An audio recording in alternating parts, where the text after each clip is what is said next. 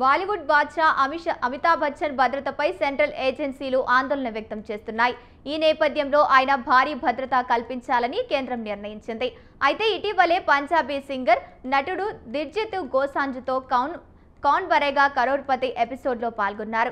ఈ సందర్భంగా ఆయన బిగ్ బి కాళ్లకు నమస్కారం చేసి ఆశీర్వాదం తీసుకున్నారు.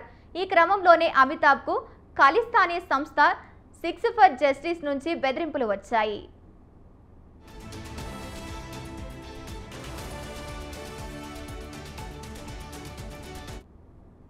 ఈ సంస్థ చీఫ్ గురుపత్వంగ్ సింగ్ పన్నూరు నవంబర్ 1న ఆస్ట్రేలియాలో జరగనున్న దిల్జిత్ దోసాంజ్ మ్యూజిక్ కాన్సర్ట్ను ఆడుతుండగా హెచ్చరించారు.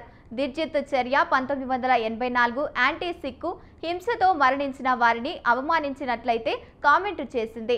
మాజీ ప్రధాని ఇందిరాగాంధీ హత్య తర్వాత 1984 హింసలో బచ్చన్ పాత్ర పోషించారని ఎస్ఎఫ్జే ఆరోపించింది. ఈ పరిణామాల నేపథ్యంలో కేంద్ర ప్రభుత్వం అమితాబ్ బచ్చన్ భారీ భద్రతను కల్పించాలని నిర్ణయించినట్లు తెలుస్తోంది.